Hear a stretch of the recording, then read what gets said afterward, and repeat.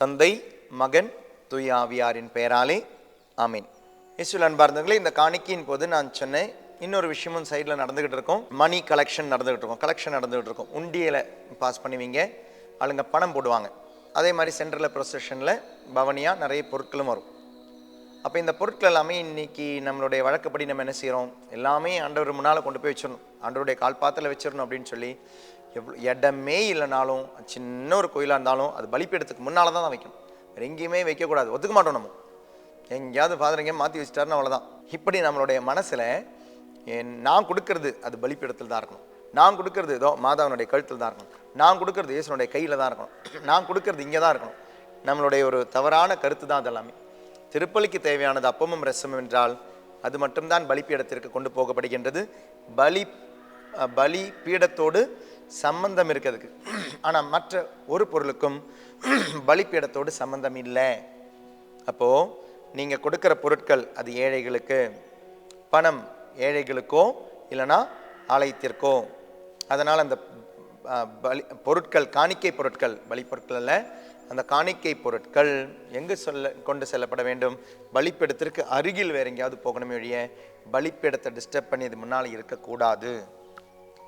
இனி காணிக்கை எடுத்த பிறகு சில இடங்களில் சில திருவிழா நடக்குது, இல்லை ஒரு தியானம்லாம் நடக்குது, உடனே என்ன பண்ணிடுவாங்கன்னா, பங்கு பேரவையில் இருக்கிறவங்க இல்லை இதனுடைய அந்த ஃபினான்ஷியல் கமிட்டியில் இருக்கிறவங்க உடனே அந்த காணிக்கையை கொண்டு போயிடுவாங்க. எங்கே கொண்டு போவாங்க? அவங்களுடைய ஆஃபீஸ்க்கு கொண்டு போயிடுவாங்க. ஆஃபீஸ் கொண்டு போயிட்டு உடனே அதை எண்ணி அதெல்லாம் கரெக்டாக அதனுடைய டெனாமினேஷனில் எழுதி பொறுப்போடு கொண்டு வந்து திருப்பலி முடியறதுக்குள்ளே காணிக்கை அனௌன்ஸ் பண்ணிவிடுவாங்க, இன்றைக்கி இவ்வளோ காணிக்கை கிடச்சிச்சு. இப்படி செய்யக்கூடாது. இது எல்லாமே தவறான விஷயங்கள். காணிக்கை வாங்கணும், அது இடத்துக்கு போயிடுச்சு, அங்கே எடுத்து வச்சிடணும். திருப்பலிக்கு பிறகு தான் அந்த கவுண்டிங் கலெக்ஷன் எல்லாமே நடக்கணுமே ஒழிய இதற்கும் திருப்பலிக்கும் சம்பந்தம் இல்லை. சரி, நீங்கள் உங்களை கொடுக்குறீங்க, உங்களை சார்ந்தவையாக இல்லை உங்களுடைய அடையாளமாக இதெல்லாம் கொடுக்குறீங்க, நல்ல விஷயம்தான். அல்லாமல் இது வேறு ஒரு விதத்திலும் திருப்பலியை பாதிக்கக்கூடாது. அந்த கணக்கென்படுறது, திட்டப்படுத்துறது, நான் கரெக்டாக இருக்கிறேன், திருப்பலியை பாதிக்கவே கூடாது. இந்த பணம் எதற்காக எப்படி செலவிட வேண்டும் என்று பைபிளில் ஒரு அழகான ஒரு பகுதி இருக்குது. அந்த அழகான பகுதி, இயேசு கிறிஸ்து அவரது உணவில் பாருங்களேன், திருப்பலி நடக்கும் பொழுது அவர் சொல்லுவார், உங்களில் ஒருவன் என்னை காட்டி கொடுப்பான் அப்படின்வார். பண விஷயங்க, உங்களில் ஒருவன் என்னை காட்டி கொடுப்பான் உணவில் திருப்பலியில் சொல்கிறார். அப்போ அவங்களுக்கு புரியல, என்ன அவர் சொல்கிறாருன்னே புரியல. என்னத்தை காட்டி கொடுக்க போகிறான், எதுக்கு காட்டி கொடுக்க போகிறான், யாரை காட்டி கொடுக்க போகிறான், புரியல அவங்களுக்கு. சரி, இன்னைக்கு நமக்கு தெரியுது யூதாஸ் இயேசுவை காட்டி கொடுத்தான். திடீர்னு நாங்கள் இயேசு ஒரு பாம்பு போடும்போது அவங்களுக்கு புரியல, ஏன் இயேசுவை காட்டி கொடுக்கணும் அப்படின்ற ஒரு சிந்தனை தான் அவங்களுக்கு வந்திருக்கும். இன்னைக்கு நம்ம சிந்திக்கவே நமக்கு தோண மாட்டேங்குது. ஆனால் அந்த 12 சீடர்களுடைய மனநிலையில யோசிச்சு பாருங்க, அவங்க 11 பேருக்குமே புரிஞ்சிருக்காது இயேசு எதை பற்றி பேசுகிறார். ஏன் யூதாஸுக்குமே புரியலைங்க. யூதாஸ் பரிசேயர்கள்கிட்ட காட்டி கொடுக்க போகிறான், அவ்வளோதான். ஆனால் எதுக்காக அதை வச்சு பரிசேயர்கள் என்ன செய்ய போகிறாங்கன்னு யூதாஸ்க்கு தெரியாது. ஸோ மற்ற 11 பேர் இப்படி யோசிக்கும் பொழுது ஒரு சீடர் பேதுரு இயேசுனுடைய சைடில் இருந்த ஒருத்தர்கிட்ட, இயேசு அன்பு செய்யும் சீடர் யோவான், அவர்கிட்ட சைகையெல்லாம் கேட்குறாரு. அவர் யாரை பற்றி சொல்கிறான்னு கேட்டு சொல்லுன்னு. கண்டிப்பாக யோவான் இயேசுக்கிட்ட எப்படி கேட்டிருப்பாரு? ரொம்ப அமைதியாக அவருடைய காதில் தான் கேட்டிருப்பார். மிச்ச 11 பேருக்கு அது கேட்டிருக்காது. அமைதியாக காதில் கேட்டிருப்பாரு. ஆண்டவரே, நீங்கள் யாரை பற்றி சொல்கிறீங்க? ரொம்ப சைலண்டாக கேட்டிருப்பார். சைலண்டாக கேட்ட பொழுது இயேசு சத்தமாக சொல்லியிருப்பார், இல்லைங்க நீங்கள் அது கொஞ்சம் ட்ராமாட்டிக்கலாக யோசிச்சு பாருங்கள். ஒரு விஷயம் சொல்கிறாரு, அங்கேருந்து சைகை காட்டி யோவான் கிட்ட ஒரு விஷயம் இவர் கேட்குறாரு. யோவான் கிட்ட கேட்கும் பொழுது இயேசு அங்கே இருக்கிறாரு. இயேசு அதுக்கு பதில் சொல்லும்பொழுது அமைதியாக தான் சொல்கிறார். எப்படி சொல்லியிருப்பாரு? நான் இந்த அப்பத்துண்டை தோய்த்து யாருக்கு இதை முதலில் கொடுக்கிறேனோ அவன் தான் என்னை காட்டி கொடுப்பான். அப்போ அடையாளம் கொடுத்துட்டார். மிச்சம் யாருக்குமே புரியல, என்ன ஏதுனே புரியல. இவங்க 2 பேருக்குள்ளே நடந்த கான்வர்சேஷன் அது. இயேசுனுடைய மார்பு பக்கம் இருந்த யோவானுக்கும் இயேசுக்கும் நடந்த கான்வர்சேஷன். இன்னொரு அழகான விஷயம் பாருங்களேன். நற்கருணை முதல் திருப்பலி, இயேசு கிறிஸ்து அப்பத்துண்டை தோய்த்து முதல் திருப்பலியில முதல் நற்கருணையை யாருக்கு கொடுக்குறாரு? யூதாஸ் கொடுக்குறாரு. அந்த யூதாஸ் அப்போ எங்கே உட்கார்ந்துருந்துருப்பார்? இந்த பக்கம் அன்பு சீடன் யோவான் உட்கார்ந்த மாதிரியே இயேசு இப்படி போய் கொடுத்துருக்க மாட்டார் கண்டிப்பாக. அப்பத்துண்டை தோய்த்து யாருக்கு நான் கொடுக்கிறேனோ, அப்போது மோஸ்ட் ப்ராபப்ளி யூதாஸ் இந்த பக்கம் உட்கார்ந்துருக்கணும், ஆண்டவர் பக்கத்தில் உட்கார்ந்துருக்கணும். அப்போ இயேசுவை அன்பு செய்த சீடனும் இயேசு அன்பு செய்த சீடனும், அப்ப யோவானும் கடைசி வரை இயேசு கூட இருந்த சீடனும் முதலிலே இயேசுவை விட்டு பிரிந்த சீடனும், ரெண்டு பேருமே இயேசு ஒன்னாதாங்க கட்டி அரவணைச்சிருந்தார். அவனுக்கு தான் கொடுத்தார். கொடுத்துட்டு இயேசு அடுத்த வார்த்தை யூதாஸ் கிட்ட சொல்றாரு, தம்பி போ, உனக்கு ஒரு வேலை இருக்கு இல்லையா, அந்த வேலை செய்யணும் அனுப்பி விட்டுட்டார். மற்றவங்களுக்கு யாருக்குமே புரியல ஏன் அனுப்பி விட்டார். ஆனா பைபிள்ல அழகா அதற்கான ஒரு வசனம் சொல்லப்படுகிறது. யோவான் நற்செய்தி 13வது அதிகாரம் 28வது வசனம். இயேசு ஏன் 27வது வசனம்.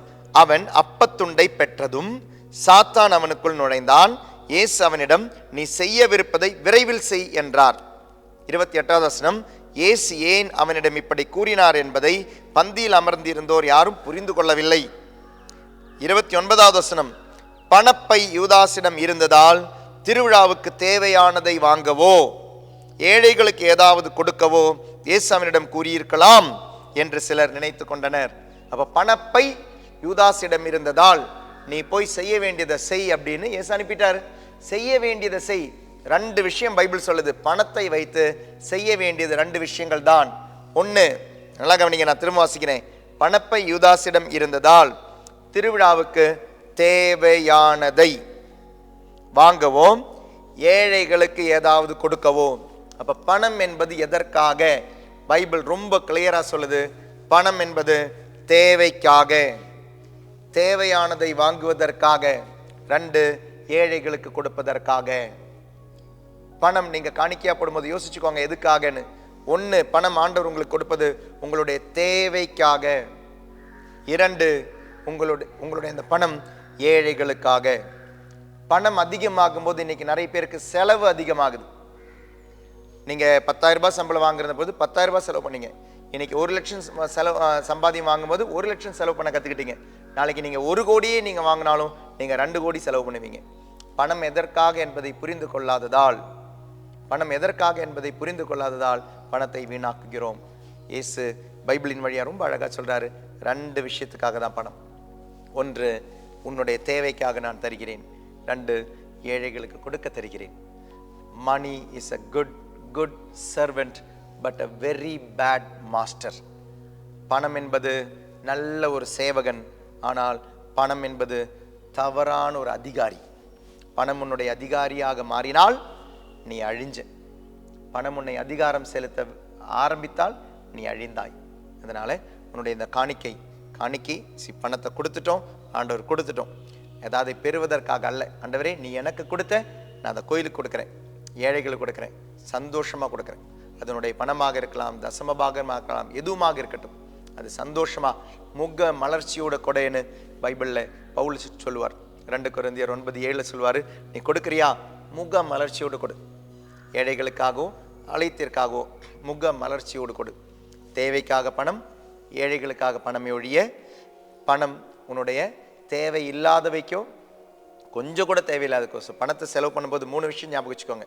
1, நெசசரியா. 2, எக்ஸ்ட்ரீம்லி நெசசரியா. 3, அன்னெசரியா. தேவையா, மிக தேவையா, தேவையே இல்லையா.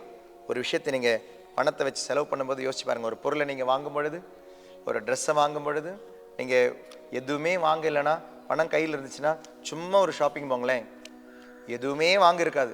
ஆனால் போயிட்டு வரதுக்குள்ளே கண்டிப்பாக ஒரு 2,000 ரூபாய் காலியாக இருக்கும்.